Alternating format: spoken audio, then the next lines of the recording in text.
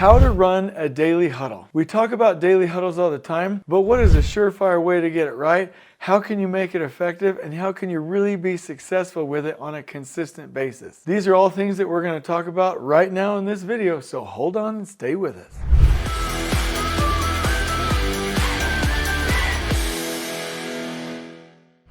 All right, so we're going to talk about daily huddles here. And this daily huddle can be your worker huddle, your foreman huddle, or your team huddle. So you're going to have to figure out which one it is and really center around that. So the first thing I wrote on my notes for this video is decide what you want to do. What is the purpose of this? Don't just go do huddles or foreman huddles or worker huddles or team huddles just because somebody told you to. Know why you want to do it. Why are you here? Why are you going to gather people? What do you want to communicate? What is the need? Number two, once you know what you're trying to do in this huddle, you've got to create a killer space. You will have a successful daily huddle in the proportion that you have a successful daily huddle area. So I'm talking about your visuals, your signs, your boards, your seating, your tables, the things that you're going to talk to, your microphone if the room is too big, your helper that will help you run the screen.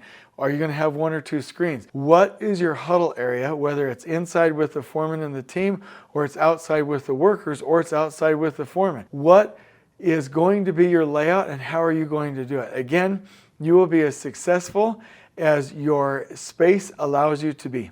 Number three, dig deep with visuals. We really don't want to do too much talking in these huddles. We want to do a whole lot of pointing, discussing, drawing. We also want trade partners up drawing on your visuals. So whether it is an isometric of the building, or these are zone maps, or these are logistics plans, whatever you're showing for visuals, dig deep.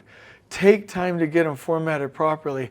Take time to get those models done, because you want to put those behind plexiglass or glass, or have a dry erase expo covering on the visuals so that you can interact with them as a team. One thing you're going to love, number four, I just got to say it, your meetings will suck for like quite a bit of time. So don't think you're going to go do a daily huddle and like nail it first out of the gate, or even the second, third, or fourth day. You should probably expect a couple of weeks, sometimes even 6 weeks, before these huddles are jamming and you're proud of them to the point where you would share with other people or tour other people around. Like, you've really got to give yourself some time and some patience. So just know that before we even get into the outline. So I'm going to give you, so by the way, the Lean Builder homies, Joe Donnarummo and Keon Zanni, we just love them. They are our partners at Elevate. And so I do want to introduce you to the book, The Lean Builder. If you're wanting to implement the Last Planner system, you'll want to read this book. Okay, so I'm going to give you their method, and then I'm going to suggest some improvements to the industry model, and we're going to go from there. So check it out. Number one, set a regular time and place for your huddle. That's pretty normal, pretty commonsensical, but make sure it's consistent so people can show up and be there on time. Number two, keep it short and focused. Number three, it's recommended to start with a safety moment. Number four, review the previous day's performance and what was accomplished and what was not, and what your percent plan complete score was for committed activities. 5, set clear goals daily and in a simple way for when you're planning that day or the next day ahead. 6, identify and address obstacles or problems. A lot of times the industry calls them constraints, but if you have a plan and key objectives for the next day, identify and solve problems that might be in the way of accomplishing it. 7, coordinate activities and resources and make sure that commitments can be made. Communicate updates and information to the group so everybody can see as a group, know as a group, and act as a group. 9, promote collaboration and accountability. And 10, close with a positive note. If you want more details on this, please check out their amazing book, The Lean Builder. I highly recommend it. All of our internal schedulers and engineers read that book before their first 3 months are over when they're coming to work with me. All right, so now I'm going to give it to you Jason style. Like, this is my style for running the huddles. Now, let me tell you, there are some things that I have modified from the original Last Planner system that make it more effective for me. Number one, I always meet with the team early on in the week. Number two, I always make sure that either in that team meeting or a separate meeting, I am looking at the strategic overall master schedule with procurement to make sure it's queued up for all of the Last Planner people on my project site. 3, I will always do what's called a trade partner weekly tactical, where I'm looking at the schedule 6 weeks out, making work ready, looking at the weekly work plan, and preparing for the foreman huddles where we can do day planning, which is what we're talking about now. Every day, and I do it in the afternoon, I will do a daily huddle with the foreman to plan the next day. It's in the afternoon, so you can turn in daily reports, report on that day while it's fresh, plan the next day and have it locked in. Allow trade partners and foremen to prepare the night before if they're missing diesel, tools, equipment or anything else like that. And then that allows the foreman to be with their workers at the most productive time in the morning. So what I do is the Trade Partner Weekly Tactical enables the foreman huddle every day in the afternoon, which enables the morning worker huddle where we gather all the workers for 5 to 10 minutes to tell them the plan for the day and connect. So that's how I do this. When I get into the meeting in the afternoon foreman huddle, this is what I will do. I will first start out by collecting daily reports. I will then do a positive moment or a shout out where literally we're praising positive behavior and creating a culture of positivity and praise. After that, I will make sure to provide feedback.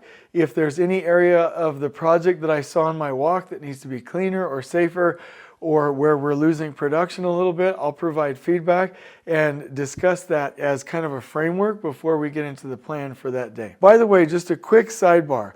Everything I'm doing right now, all of my agenda items, I'm going to transfer onto a whiteboard or onto an agenda because I'm going to communicate this to the workers the next morning in an abbreviated format. Once I've given feedback, I will collect the information. I typically do these on boards, right? Where we have the maps and I find out where the crews are, what roadblocks they have, what constraints they're dealing with, and any collaboration on the project site that's needed where we might have to have a discussion because there's a problem. So that can actually be done before the meeting if you train your trade partners to mark it up on your boards and to mark any roadblocks on the boards before the meeting even starts. After that, I will highlight in red or with red magnets on my board for this foreman huddle any of the massive problems on site, and I will make sure that I'm identifying them as either roadblocks, meaning temporary things to be removed, or constraints, things that are permanent that we need to move and weave around. After that, we will discuss the issues in this huddle, see if we can solve them, and we'll make assignments, and typically and technically, each trade partner should leave with an assignment so that we're working as a team to clear the way and remove roadblocks out ahead. Once those solutions are made, I will outline and make a plan for tomorrow, and we will commit each person that is involved in that meeting to the activities that are on the schedule and any activities that are new and anything that may have needed to have been moved. At the end of the meeting, everyone has an assignment and all visuals are scaled, so this plan and the visuals go out electronically to all of the trades, or I'll print it out for them. And then the next morning, we communicate that to the workers with the foreman there, what the plan is for that day. And this creates buy-in, it creates goodwill, it creates a culture, and it creates connection, and it gets everybody on the same page so that we can head in the same direction and work together as one cohesive team. So the agenda that I'll fill out every day as I'm going through this huddle is my shout outs that I want to give to the workers, feedback I want to give to the workers, any deliveries that I want to mention and where they go, so everybody knows, the crane operator, forklift operator, hoist operator, any inspections and where they're going to take place, any permits, specific permits like hot work permits or dig permits that are being issued, and I'll reiterate the fact that they need to be signed. I'll discuss the weather and how we need to prepare. The biggest safety focus for the day for everybody to know, in addition to about 1 or 2 minutes of training in that worker huddle. And then I'll go over the general plan for the day, not stuff that they already know, but any specific mentions of things that are a little bit different or complex or important that the team needs to know. So the purpose of this meeting is really to plan the next day, solve real problems, and make sure that everybody is on the same page and that we can go win in day-tight compartments. And I want you to know that we practice this. Like, you will have it as muscle memory when we practice this in our Super PM boot camps. So if you're interested in there, I'd love for you to shout me out on the comments and connect. And the other thing that I'll do is I'll give you this outline in a beautifully formatted Canva guide. I really hope you enjoyed this content. On we go.